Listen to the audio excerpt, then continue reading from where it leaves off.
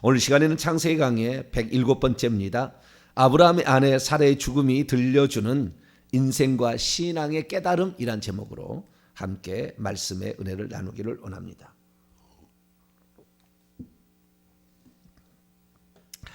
창세기 23장을 읽어보게 되면 사라의 죽음을 쓰고 있는 장인데, 사라의 죽음이 뭐 그리 중요하길래 창세기 지금 1장부터 22장까지 보면 중요하지 않는 장이 없었어요.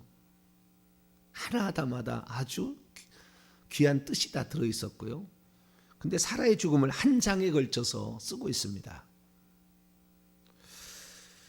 창세기에서 한 사람의 죽음을 이렇게 한 장을 지면을 할애해 가지고 많이 할애해서 설명하고 있는 곳이 없습니다. 왜 그랬을까요? 사라의 죽음이 뭐 길이 중요하길래 사라의 죽음을 이렇게 중요한 어떤 기술을 하고 있을 것일까요? 우리의 죽음이 중요하다는 그런 것일까요? 아니면 또 무슨 뜻이 거기에 있는 것일까요? 저도 이 창세기 지금까지 23장까지 강의하면서 23장이 그렇게 중요한가? 왜 이렇게 많이 썼지? 그런 의아함을 가지고 말씀을 지켜보았는데요. 여기에 엄청난 비밀이 또 하나님께서 하시고 싶은 얘기가 있는 거예요. 이걸 통해서 하나님이 하시고 싶은 얘기가, 그래서 이것을 자세하게 소상히 기록이 되었습니다. 그래서 우리는 여기서 세 가지를 오늘 보게 될 텐데요. 오늘 세 가지를 보게 될 텐데, 셋 아주 중요한데 세 번째가 더 중요해요. 셋 아주 중요한데, 그 비밀은 막벨라 굴이라는 곳에 있습니다. 막벨라 굴. 우리는 그 막벨라 굴이 모양이다 이렇게 읽는데 히브리인들은 그렇게 안 읽겠죠. 그 뜻을 알겠죠. 모리아 산하고 여호와 이레가 똑같은 말이라는 것을 히브리인들은 알죠. 우리는 전혀 생각 못하죠. 그거 똑같은 거예요. 여기 담겨있는 엄청난 뜻이 있어요. 저도 한 번도 그런 생각을 해본 적도 없었고, 원문을 보니까 나오는 거예요.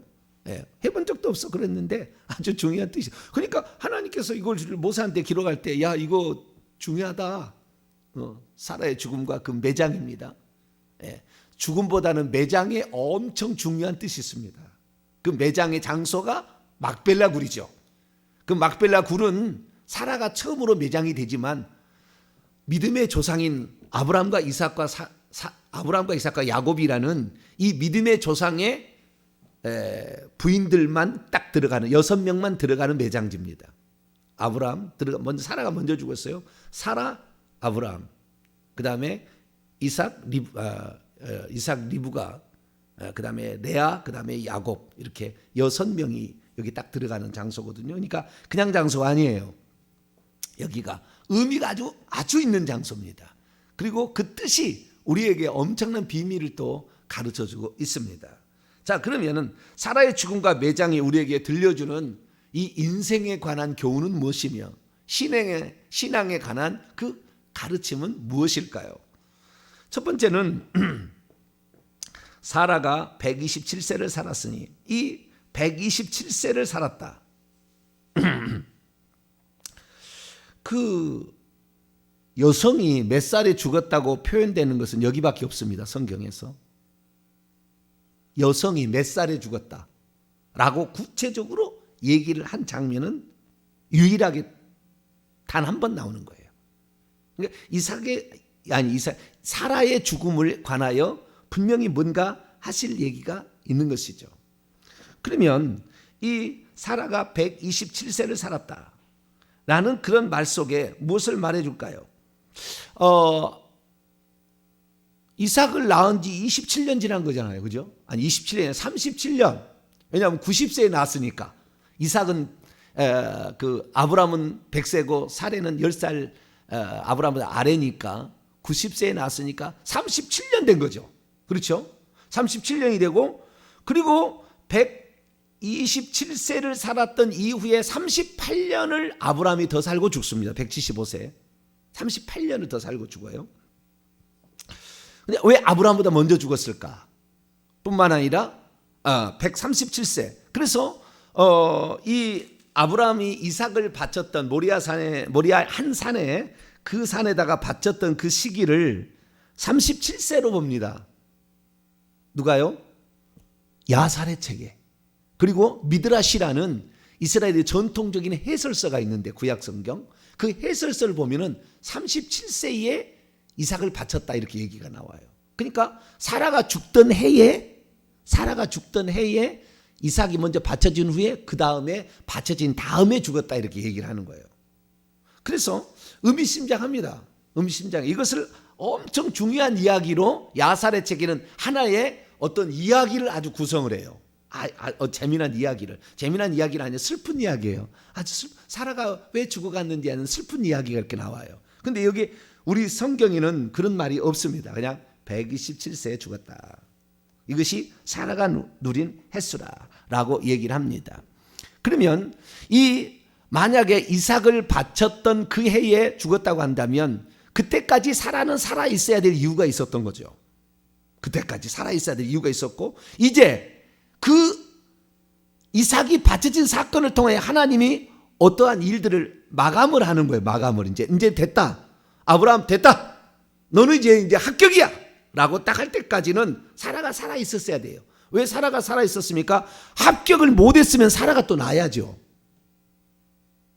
응? 이때 합격을 못했다고 한다면 하나밖에 없잖아요, 지금. 그런데 합격을 못했다고 한다면, 아니 그때 진짜 번제로 잡았더라고 한다면 또 하나 자식을 낳아야 될 거 아니에요. 그러니까 사라는 살아 있어야 될 이유가 있었던 거죠. 그런데 그때 이삭을 하나님께 아브라함이 드릴 때 하나님은 그 마음을, 그걸 죽이려고 했던 게 아니에요. 그 마음을 받으시고 대신 순양, 우리 죄를 위해서 세상 죄를 지고 하는 하나님의 어린 양이죠. 뿔에 걸려있는 남자죠. 수컷 양을 준비했다가 우리를 대신해서 잡게 되는데, 그것을 22장에 완성을 하니까 이제는 사라가 더 이상 살아 있으나 안 살아 있으나 관계없는 거예요. 사명이 끝난 거죠. 사명이 끝난 거예요. 사명이 끝났어요. 그래서 사람은 언제 죽느냐? 사명이 끝나는 날 죽는 거예요. 우리가 병들어서 죽는 것이 아니고요. 병들어도 사명이 있으면은 병 고쳐 죽어요. 안 죽게 해요. 이 땅에 왜 살아야 되는지, 내가 목숨이 붙어져 있어야 될 이유는 뭔지, 내가 이 목소리 나는 순간까지 기도를 해야 될 이유가 뭔지를 아는 사람은 하나님이 그때까지는 절대 다른 거 손 못 대지 못하도록 다 지키십니다. 할렐루야. 사명이 끝나는 날 죽는 거예요. 그냥 죽는 게 아니라고요. 그런데 이 땅에 살아있으나 살지 않아, 그것이 뭔 사역이냐? 그런 사람은 죽는 거예요. 이제 죽는 거예요. 그래서 우리가 여기에서 사라 인생을 지금까지 보게 되면 얼마나 파란만장한 삶을 살았습니까? 2번씩이나 남의 아내로 팔려가지고 하룻밤을 겪을 뻔을 했는데 하나님께서 그 왕들을 치셔가지고 손 못 대지 못하도록 하나님이 지키시지 않았어요? 자기가 애 못 낳는다고 어떻게 해보려고 노력을 해가지고 자기의 첩 하가를 남편에게 줘서 자식을 낳겠지만 가정에 불화만 만들고, 지금까지 아랍 민족을 만들어서 이슬람 족속을 만들어가지고 지금까지 전 세계의 싸움이 지금까지 지속되는 그런 일들을 벌였잖아요.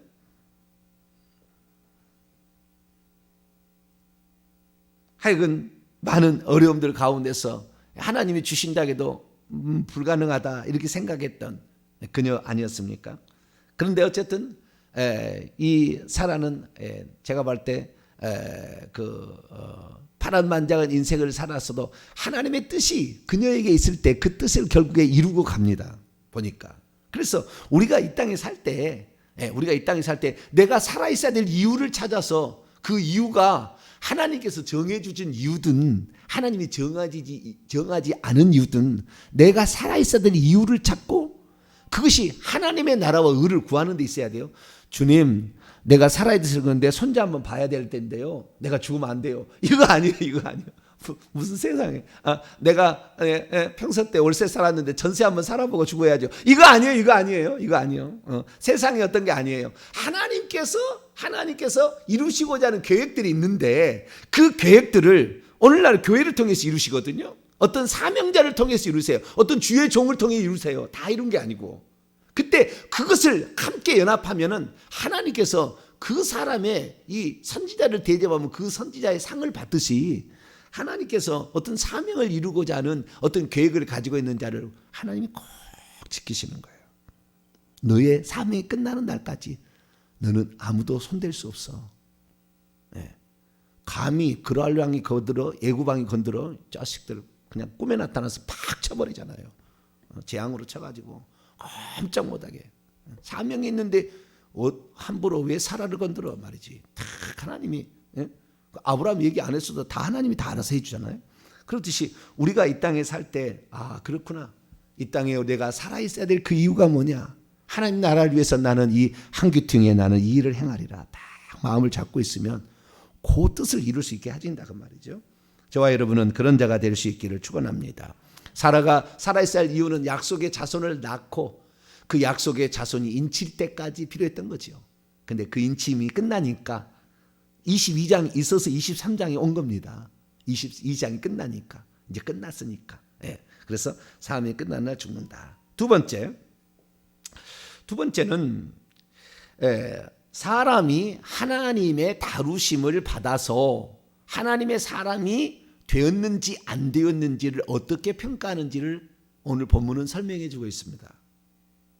하나님의 다루심을 받아도 어떤 사람은 하나님의 그 다루심을 받아서 하나님이 원하는 사람으로 바뀌어져 가는 사람이 있는가 하면 하나님이 그렇게 간섭해서 때로는 야단을 치고 징계를 내리고 어떤 것을 축복도 주고 막 이렇게 하면은 그것을 통해서 깨닫는 자가 있어서 하나님이 원하는 사람으로 바뀌는 사람이 있는가 하면 끝끝내 안 바뀌고서 시간만 40년 50년 신앙생활 했을 뿐이지 그 사람에게서 하나님이 기대하는 것이 없는 사람이 있다 그 말이에요. 그런데 여기에서 아브라함의 이제 여러분 중요한 것이 사례가 중요한 게 아니에요. 사례가 중요한 게 아니에요. 아브라함의 이야기라고요. 이야기가 지금 처음부터 계속 아브라함의 이야기입니다. 아브라함이 이 매장지를 찾는 과정이 있고 그 다음에 아브라함이 이 매장지에다가 매장했다는 거예요. 그게 중요한 거예요. 그런데 그러면 죽은 시체는 매장이 왜 중요하느냐? 그것이 막벨라 굴이라는 것이 중요하고 왜 막벨라 굴이냐면 좀 더 얘기하겠습니다. 그런데 이때 아브라함이 이 사라가 죽을 때에 매장지를 구해야 되잖아요. 그는 지금 4절에 보니까 나는 당신들 이 가나안 땅에 7족속에 거하는 나그네요. 거기에서 내가 잠시 우거하는 여기가 내 땅이 아니고 당신들 땅인데 임시로 내가 살고 있는 그런 자니라는 얘기를 합니다. 그러니까 아브라함은 지금까지 75세의 부름을 받아가지고 지금 137세가 아닙니까? 아브라함은 그렇잖아요. 약 60년의 세월이 지금 지난 거잖아요. 가나안 땅에 들어와서. 그러나 땅 한 편 구하지 못했어요. 땅 한 편 구하지 못했는데 이제 처음으로 땅을 구하기 시작합니다. 이게 아주 중요한 개념이에요.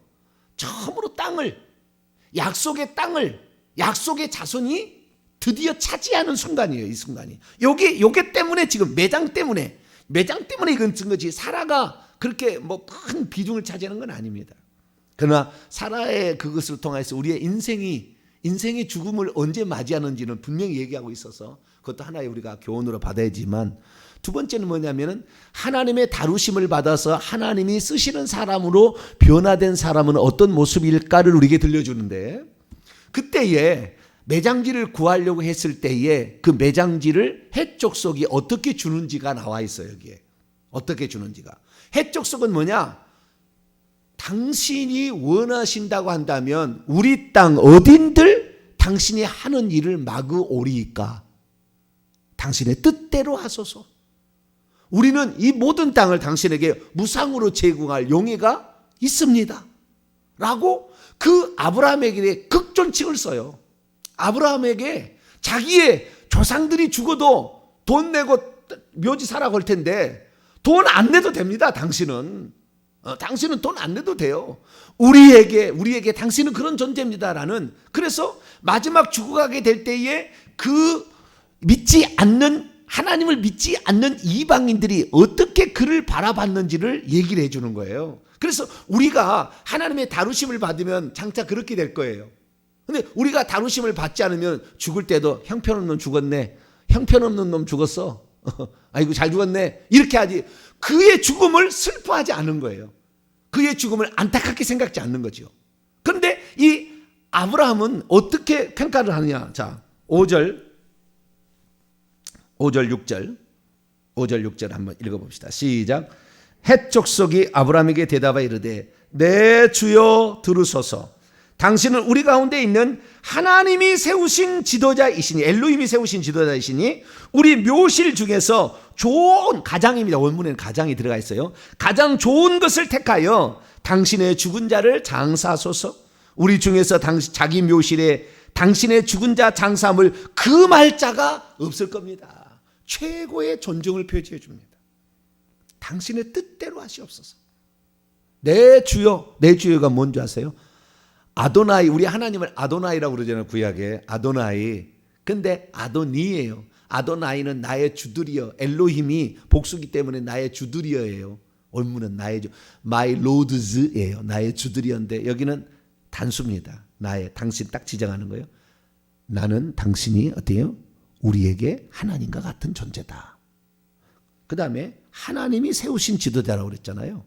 이 지도자라는 말이 나시라는 그런 히브리어인데요. 나시라는 말은 우리에게 세운 제후와 같사오니, 제후, 여기에 모든 통치자. 그래서 킹 제임스 버전은 강한 통치자라고 번역을 했어요. 강한 통치자, 통치자와 같사오니, 또는 어떤 데는 어르신, 방백, 귀인 여러 가지로 번역을 해놨는데요. 하나님이 세운 훌륭한 지도자다. 그렇게 해서 이방 사람들이 이 아브라함이 어떻게 달라졌는지를, 자기 마누라를 팔아먹는 좀 파렴치한 사람이었잖아요. 초창기에는. 그랬으나 하나님의 다루심을 통하여 이제는 그 성품마저도 주변의 사람이 존경할 만한 성품이 되었어요.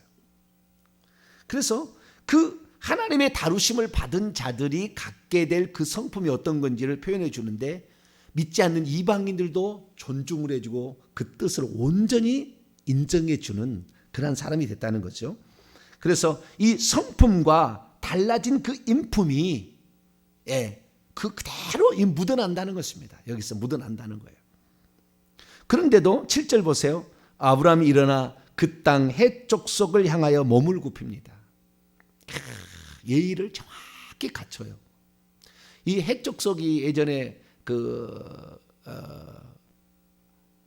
롯 구출하러 갈 때 3명의 동맹자가 있어가지고 같이 따라가 줬잖아요. 그때 3명의 동맹자가 그 정도로 헷 족속이 누구냐면요. 근데 여러분 헷 족속이 누구냐면은 함이 그 네 아들 낳는데 네 번째 아들이 가나안이고, 가나안의 첫째 아들이 시돈이고 둘째 아들이 헷입니다. 그래서 가나안의 둘째 아들인데, 가나안은 셈의 종이 되기를 원한다고 그랬잖아요. 저주받은 민족이라고요. 그리고 여기는 약간 거무띠띠했을 거예요. 색깔도 좀 구분이 됐을 거예요. 셈 족속하고. 그런데 그 헷 족속은 가나안 아들입니다. 가나안 아들. 근데 그 가나안 아들이, 가나안 사람이 어쩌면은 자기에게는 좋지 않은 민족일 수 있잖아요. 우리의 땅을 차지하기 위해서 들어온 사람으로 생각해서, 적으로 생각해서 죽일 수도 있었는데, 주변 사람과 어떻게 지냈었는지를 확인할 수가 있는 거예요. 주변 사람에게.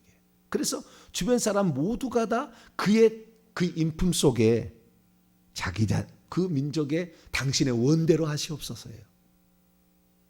원하신다면 우리가 땅인들, 묘지인들 어느 누가 못 주겠습니까? 이렇게 얘기를 한 거예요. 그래서 그 하나님의 다루심을 받은 사람들은 결국에 마지막에요, 성품이 달라지는 겁니다. 성품이 달라지지 않았다면 그 사람은 아직 시간만 보낸 거예요. 하나님과. 그러니까 하나님께 굴복한 적이 없고 하나님의 다루심을 받은 적이 없는 거예요. 하나님의 다루심을 받으면 철저히 인품이 달라집니다. 성격이 달라집니다. 그 성품이 달라집니다. 이방인들 보더라도 존경할 만한 성품이고, 본인도 그렇게 했을 때 기꺼이 그들 앞에요, 나는 당신들 앞에 우가는 나그네와 같다. 이 아브라함은 인생을 나그네로 생각했어요. 순례자로 생각했다고요. 영원히 여기서 내가 뭘 차지해서 내가 하리라 그 생각 안 했어요. 생각하면 그런데 내가 우가는 자인데 당신들의 땅을 나에게 주어서 나의 사랑하는 아내를 묻을 수 있도록 1절에 보니까 매우 슬퍼했어요. 아브라함은 나이가 들었는데요. 그의 아내가 죽어갔을 때 매우 슬퍼했어요. 자기와 함께 참 아내를 저렇게 우리가 먼저 떠나버릴 때 그 마음이 얼마나 아팠겠는가라는 생각을 해봐요. 사람인지라 참 그 아내를 많이 아끼고 사랑했던 그런 모습인데요. 어쨌든 이 아내를 위해서 많이 슬퍼하고 합니다. 내가 당신을 위해서 그래서 좋은 매장지를 사주겠다, 만들겠다 해가지고 결국에 만들게 되는데 저것이 그 지금 현재의 막벨라 굴이라고 추정되는 장소입니다. 헤브론에 여기가 성지가 됐어요.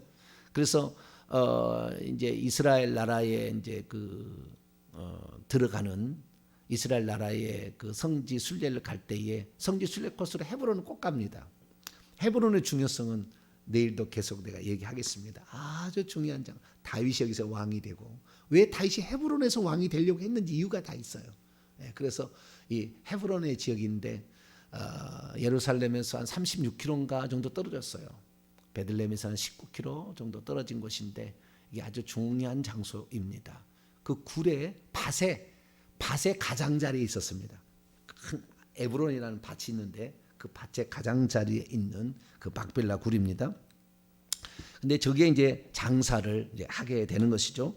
그런데 이 그 해쪽 속을 향하여서요, 여기에 몸을 숙였다는 말을 하는데요, 이 큰 절 같은 걸 한 거예요. 감사합니다. 고맙습니다. 당신들이 나에게 그렇게 해주지 않아도 될 건데 당신들이 그렇게 나같이 부족한 사람을 이렇게 존중해주고 내가 하려는 모든 것들을 우리는 그 뜻이 우리의 원입니다 라고 얘기해주는 그 말이 나는 너무 고맙습니다. 내 땅도 아닌데 당신들이 이렇게 내 아내를 위해서 매장지를 주고 싶다니 정말 고맙습니다 라는, 나이가 들었는데도요 그렇게 그 겸손하게 그 나이가 들었는데도 그들을 향해 큰 절을 올립니다. 큰 절을. 산 사람을 위해서 절하는 것은 잘못된 게 아닙니다. 죽은 사람에게 절을 하면 귀신이 들어오지만, 그리고 구약 시대는 귀신이 별로 없어요. 아직 그런 시대가 아니에요. 그런데 어쨌든 몸을 굽히고 이렇게 탁 하는 모습을 보면은 그 나이가 드신 그분이 그 백성들을 향하여, 지금 백성들이 보이는데 그 백성들을 향하여 몸을 굽히는 그 장면을 우리가 딱 생각해 보면은 거기에서 묻어나오는 고매한 인격과 그 하나하나의 그 모습이 나라도 가서 부축해 줄 거 아니라고. 왜 그렇습니까? 이 아브라함이 과거에 이 가나안 민족을 살려줬잖아요. 가나안 민족이 포로로 잡혀갔을 때 다 살려줬잖아요. 자기의 그 종들을 318명을 데리고 가가지고 그때 이 마물의 그 3명의 족장이 같이 따라가 줬잖아요. 그런 관계 전례가 있잖아요. 그러면서 이 그 자기의 민족을 이렇게 살려줬던 그 은혜를 아마 생각하고 있었다라는 생각이 듭니다. 그리고 그래서 이 아브라함의 그 고매한 그 인품이 이 죽는 그 순간에 모든 사람 앞에 다 서로가 서로를 존중해주고 슬퍼해주고 아까워하면 이런 모습들이 나타나게 되는 걸 통하여서 하나님의 다루심을 받게 된다고 한다면 모든 사람이 존경할 만한 인품으로 변한다. 그것을 가지고 있고요. 세 번째, 이게 아주 중요한데요. 이것은 오늘 서론 얘기하고 내일 이제 계속 얘기해 나가겠습니다. 막벨라 굴에 막벨라 굴. 매장지를 사는 거예요. 매장지를. 오늘 본문 말씀은 그 매장지를 구입하는 내용이 엄청 많이 나와요. 8절부터 20절까지는 매장지를 구했다 그 말이에요. 매장지를 구했다. 그 말을 하려고 그러는 거예요. 그 해쪽 속의 에브론 소알의 아들, 아마 소알의 아들이 상당히 땅을 많이 가지고 있든지 아니면 에브론은 이 그 소알이 아마 이 에브론 해쪽 속의 족장이었을 가능성이 상당히 있습니다. 그렇기 때문에 백성들이 그 사람에 대해서 아브라함이 부탁을 합니다. 뭘 부탁을 하냐면은 이 아브라함이 자기 아내가 죽었을 때 어디서 죽냐면 2절에 보세요. 가나안 땅 헤브론에서 죽었다고 그러잖아요. 그죠?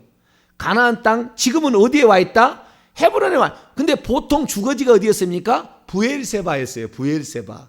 7개 우물이 있었던 브엘세바 있을 때 이삭도 갔다가 온 거예요. 다시 브엘세바로 갔는데 브엘세바에서 22장 19절 보면 브엘세바에 살았어요. 브엘세바에 살았는데 23장에 들어오니까 상당한 시간이 지났을 가능성이 있어요. 그렇죠? 상당히 시간이 가. 그래서 제가 지난번에 이삭이 바쳐질 때 나이는 한 30세 정도였을 거라. 그건 제가 추정하는 것은 이 문맥을 보고 제가 결정한 것이지 야살의 책은 그렇게 안 나와 있어요. 야살의 책은 성경이 아니에요. 그건 뭐 전적으로 믿을 게 아니라고요.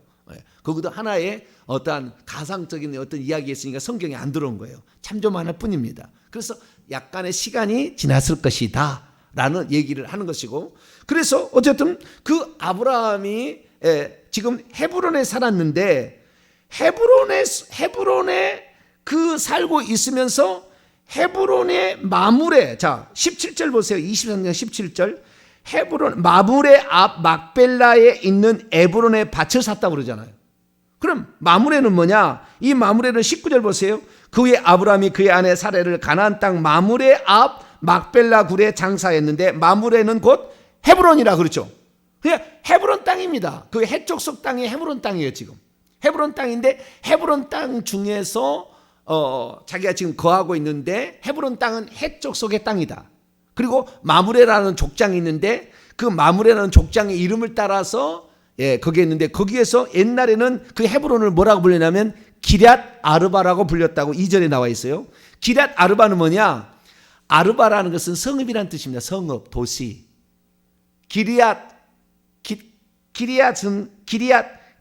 뭐냐면은 죄송합니다. 아르바 헷갈려. 기리앗이 성읍이란 말이에요. 기리앗이 성읍이란 말이에요. 그리고 아르바인 게 아르바의 성읍이란 뜻입니다. 아르바의 성읍. 그런데요, 여기 특별한 게 뭐냐면 기럇 아르바에서 기럇 아르바의 아르바라는 말은 숫자로 4라는 뜻이에요. 숫자로 4.